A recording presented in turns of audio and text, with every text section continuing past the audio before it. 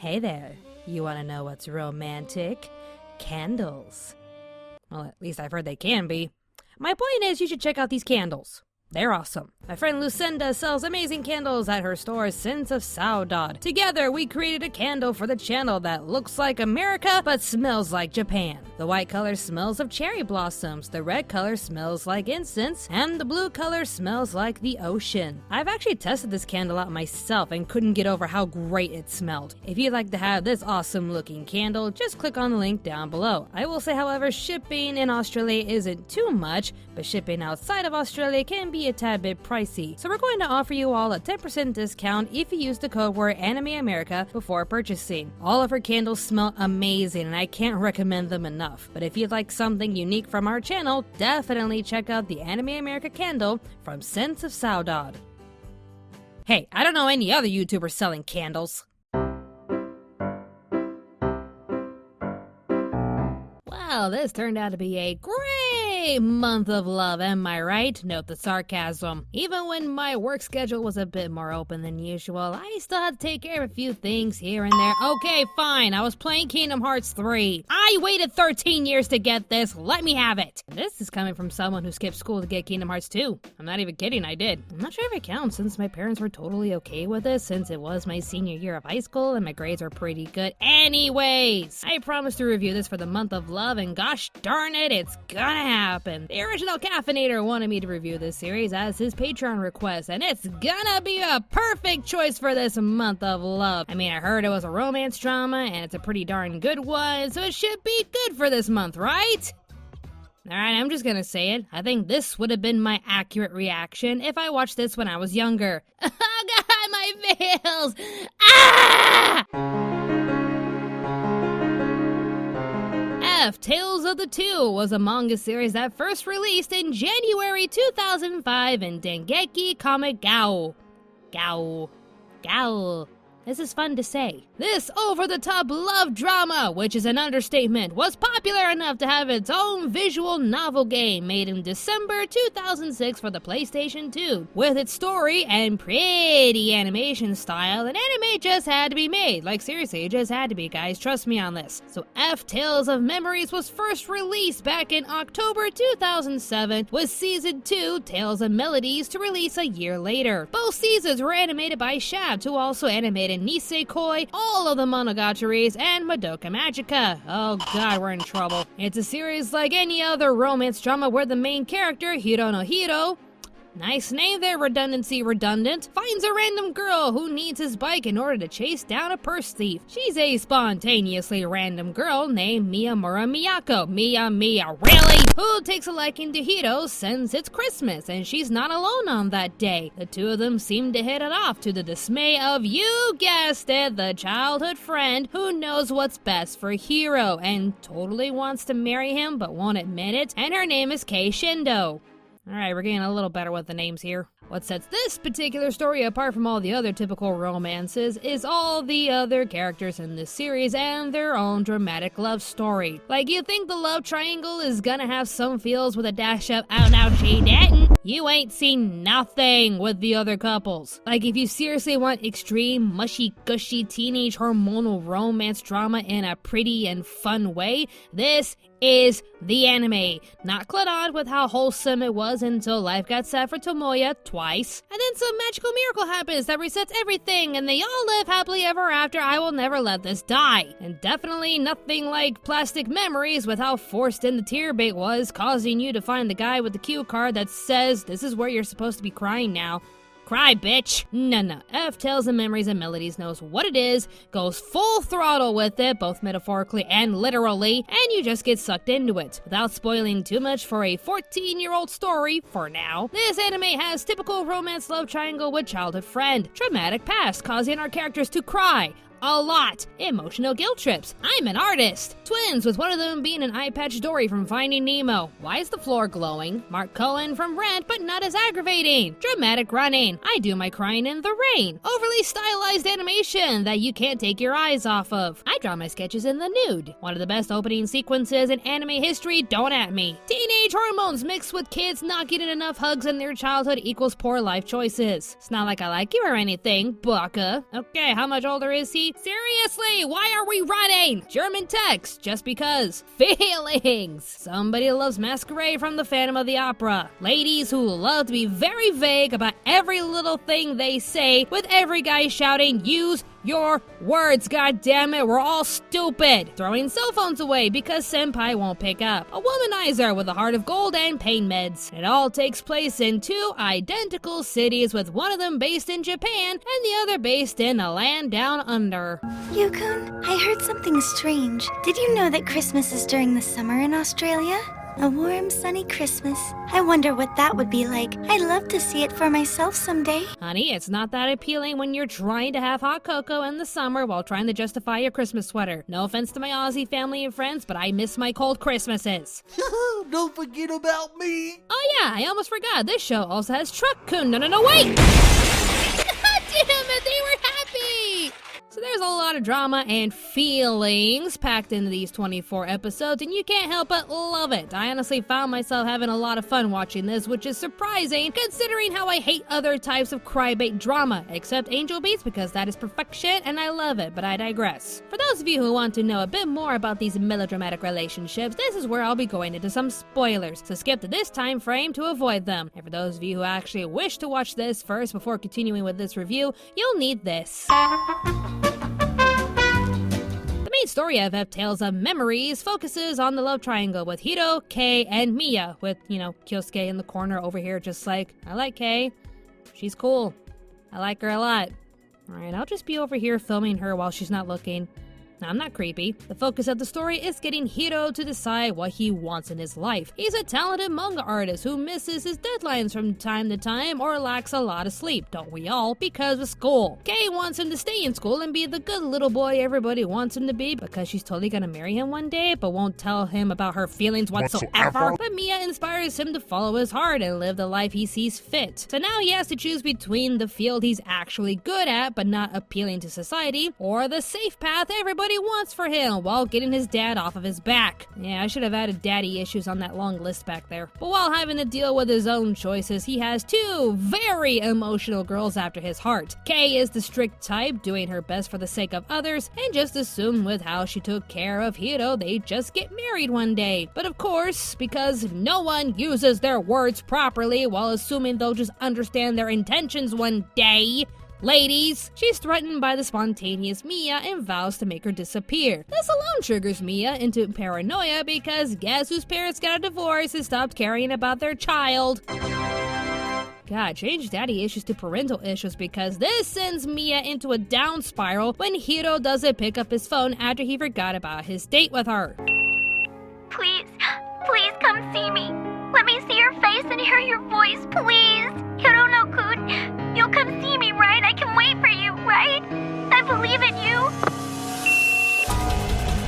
Please, answer me. You can even text me. Just one word, please. Don't leave me.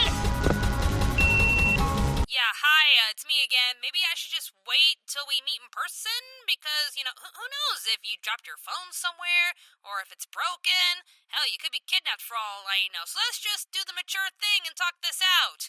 Says no teenager ever. If you know this pattern, you know where this will end, which is why this is the least interesting part of the whole series. Yeah, mental breakdowns and catfights were the least interesting compared to the other relationships. How can we get even more melodramatic than these four? Story number 2, Renji and Chihiro. This is basically 50 First Dates, but not funny. Like Adam Sandler's character had to decide if he was going to choose between taking care of Drew Barrymore or follow his dream. But this relationship makes you go to Costco to buy a surplus of tissue boxes. Chihiro was in an accident that was technically caused by Kei, but don't hold it against her because they were 5 and didn't know any better.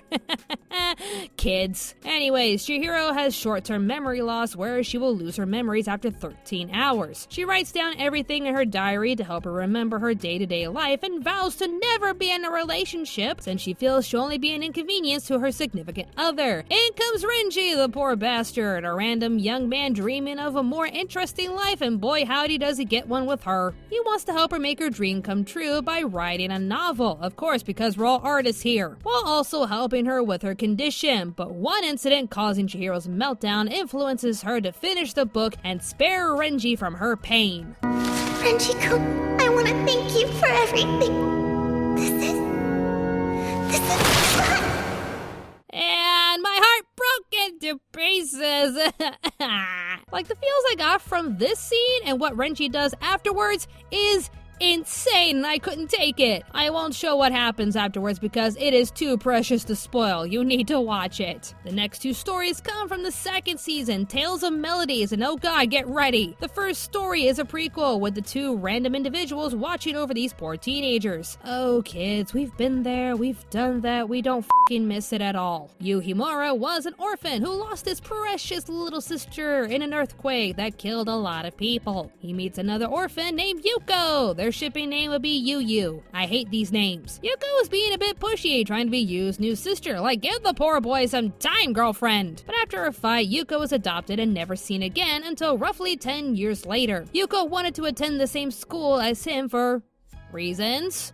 Dark reasons. And he's fighting between keeping to his isolated life or seeing where his relationship with Yuko will take him.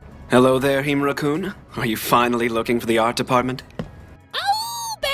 Bad touch, you, don't call him that. That's creepy. You're creepy. You are very, very creepy. You're gonna be the very source of all their problems, aren't you? Yeah, he's the one who adopted Yuko because what a coinky-dink, he too lost his little sister in the exact same earthquake. And she just happens to look exactly like her. To which he proceeds to do inappropriate things to her because Oni-chan fetish is a thing and he's clearly insane. And also, on a side note, just look at this. There's a part in this very dark chapter where this asshole gives Yuko a knife in case she wants to kill him or do some self-harm. And just look at it. Look at this ridiculous dagger. Lesson learned, kids. If you're gonna go on a stabbing spree in an anime romance drama, do it with style. So Yu feels the need to save Yuko from this horribly messed up lunatic so they can finally move forward and live their lives in happiness for the first time in forever. Just look at them. They're so happy. I'm happy that they're happy. Isn't everybody happy that they're happy? They're just so happy. No. You're not gonna ruin this. They're happy. For the first time in forever, they're happy. Leave them alone.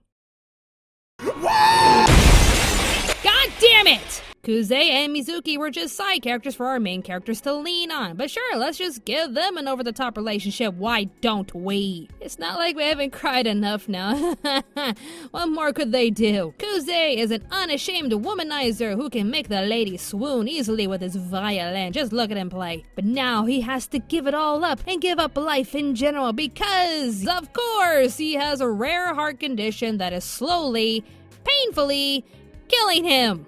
It's official. We found the anime version of Moulin Rouge. Help me. He forms a random, out of the blue, sweet relationship with Mizuki. How old is she again? But immediately regrets it because, he's dying. So he tries everything he can to get rid of his friends and close to loved ones so he doesn't have to make anyone around him suffer when he dies. They're gonna do it either way, buddy. Come on, this is pointless. He even tries to push her away by asking her a million questions. Why do you watch everything?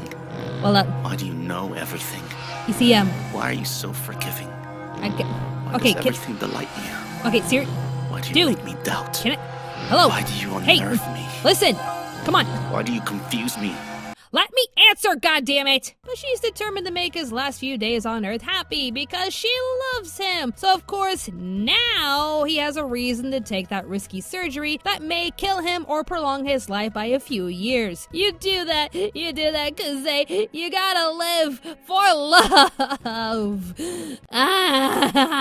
And that's F Tales of Memories and Melodies, aka the new reason why you gained weight from all the cookie dough ice cream you had to eat while watching this cry fest. But as I said earlier, this is something that could have made me tear up when I was younger with its beautiful art and emotional storytelling. At my age, however, this makes me feel like a grandma and super judgmental with these kids making one poor life decision after the other. Seriously, you know you're too old when you watch a Disney movie and side more with the parents than their children. Unless it's Coco, the one movie where you actually feel more for the misunderstood kid because the writing in that movie was amazing. My point is, Brave sucks, Coco is awesome, and the F-series is on the top tier in regards to tier-bait anime romance dramas. With how it's presented both artistically and structurally, you can't help but get lost in this beautifully tragic world despite it mostly being about teen angst trying to find love. I shouldn't like something this overblown and pretentious, but I do believe it all comes down to visual presentation, storytelling, and dialogue. Kind of like comparing Rent to Moulin Rouge. Both are over-the-top melodramas, but you see one as a fun romp that you can't help crying to at the end of it all, and the other is making you feel like an aggressive grandma telling these kids to shut the f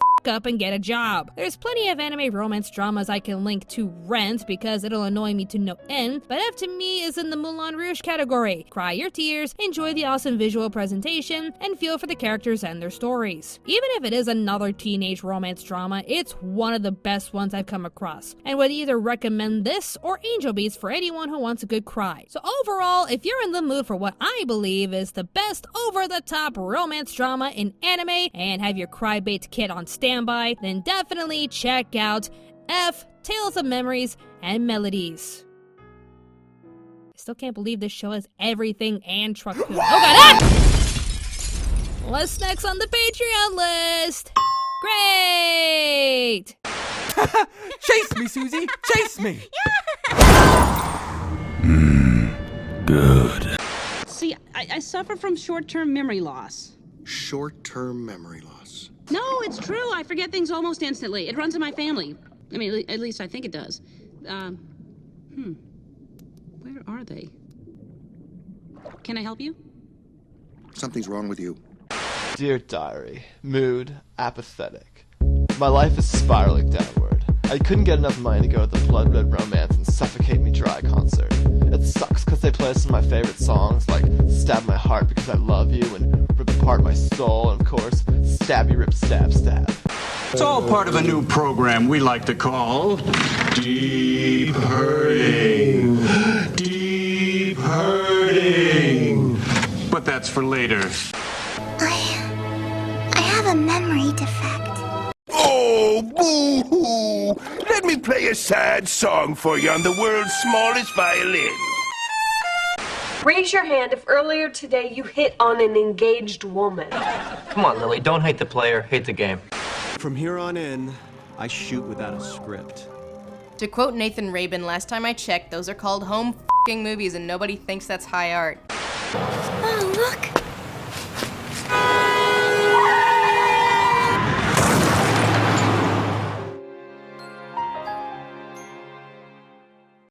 If I know nothing about Romeo and Juliet, nice dildo.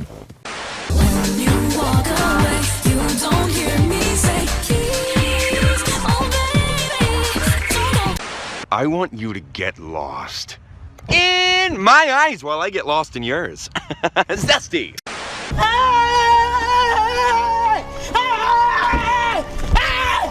Why are you running?